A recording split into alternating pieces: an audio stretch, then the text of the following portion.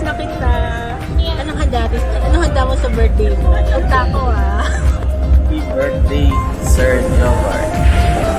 Ang wish ko sa iyo ay karoon ka ng good health and good career. God bless sa iyo. Mabuhay ka hanggang gusto mo. Hanggang gusto ni Lord. Ingat palagi. Happy birthday, Sir Jobart. Enjoy your day. Hoy, Jobart! Happy birthday!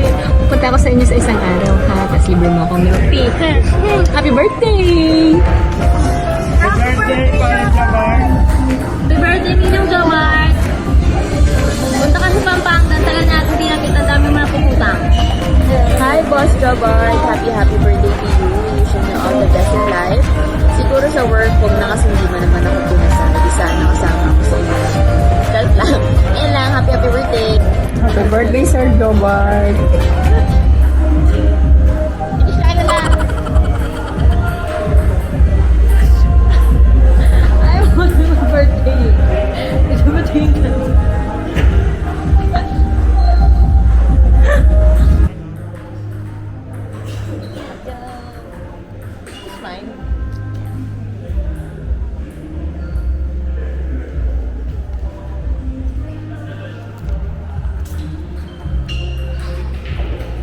This is personal.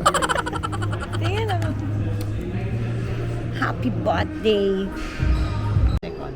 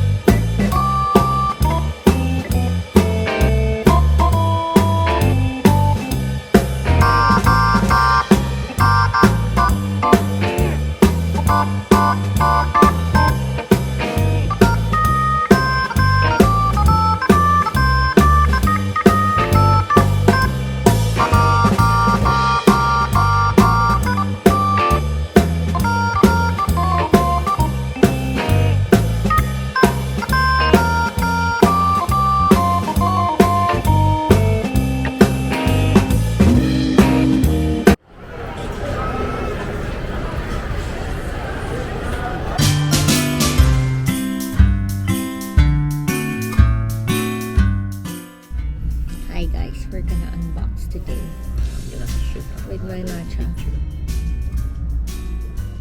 We're gonna unbox our new Osmo Pocket 3 because Sira siya. so this is our second Osmo Pocket. Ano ba siya buksan? Here. So, ito na yung pangalawang Osmo Pocket siya natin kasi binalik na natin yung isa sa kanila.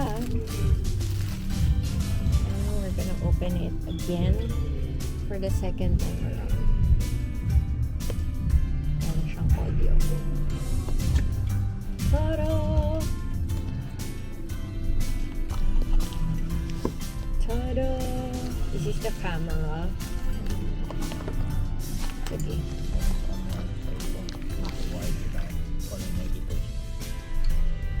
Ta-da! Ito siya.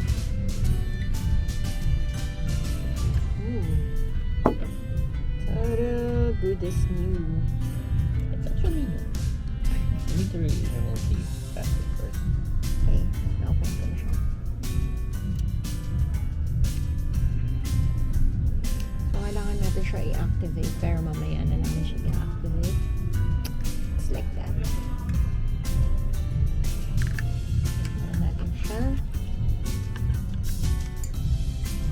Ano nang ipapangalan natin sa kanya?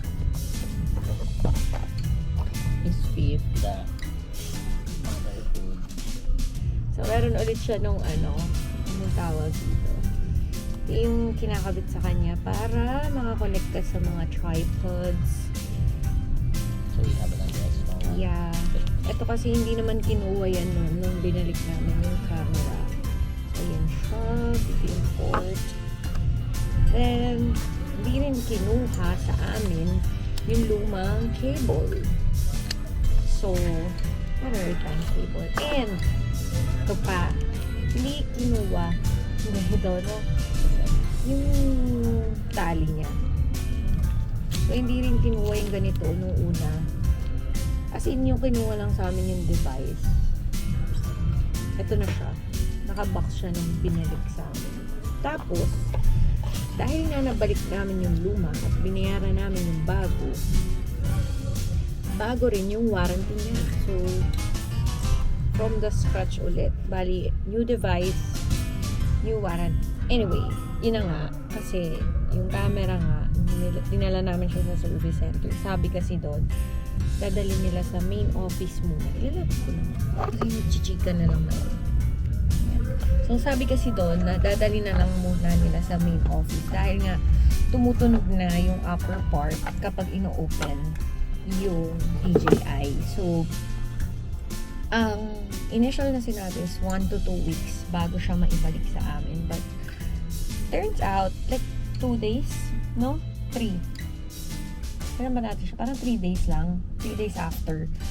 Nagkaroon na sila ng feedback sa amin na yung quotation. So, sa quotation, nakalagay naman doon na, yun nga, kapag nagbayad na lang kami ng, how much? 4,900. Yeah. Oo. Which is, yun naman din yung sinabi sa amin, 5,000 pesos yung pinaka mababa namin babayaran. So, hindi mo siya magpas ng 4,000. But anyway, yun na nga. Nakalagay din naman din dun sa quotation na if I don't like na magbayad na lang, pwede kong i-pick up ulit yung device ko. Pero wala na siyang as in, wala ka naman ng babayaran. But, hindi na nila kasalanan yun kapag nasira yun. Which is, syempre, mas malaki yung gagastusin mo if ever man na masira ulit siya because of kung ano man yung nangyari sa kanya. Since yung amin, nabagsak nga siya. So, parang nagkaroon din siya ng problem sa wiring sa loob ng gimbal niya. And then yun. So, nag-decide na lang kami na kumuha na lang kami ng bago since nasa 4,900 lang naman yung idadagdag namin. And then again, nabili ko lang naman yung Osmo Pocket 3 ng around 23,000. So, it's just like kapag binayaran namin siya ng nasa 5,000, parang hindi pa rin naman kami naka-reach doon sa SRP. Yun na lang yung pampalubag loob. By the way, siniset up nila yung camera. Yun na lang yung pampalubag loob.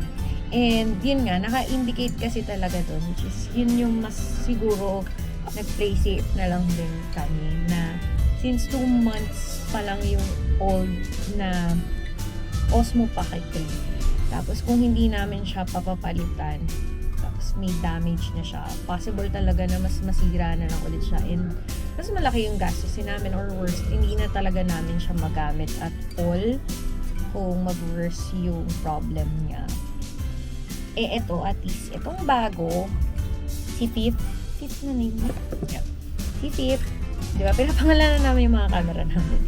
Si Fifth, ano na siya, may bago na siyang, Warranty. yun, reset yung warranty niya, which is nice din, kasi nga, just in case na magka-problema, wag naman na sana.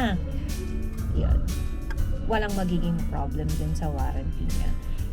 And then, yun lang. Siguro mag-share na lang kami sa inyo ng comparison. Yung gamit namin ngayon is si Polly. Polly may favorite. Osmo Pocket 2 siya. And, ilang taon na siya sa atin? 3 years. 3 years na siya.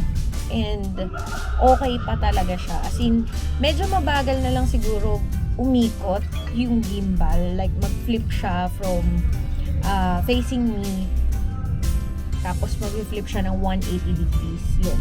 Medyo nahihirapan na lang siya doon. Parang mag-iintay ka muna lang like 5 seconds bago mo siya may ikot kapag turn on mo. So, medyo yun yung matagal na na waiting time sa kanya. Kaya kapag meron ka na agad gustong i-shoot, parang hindi mo na agad siya makukuhanan.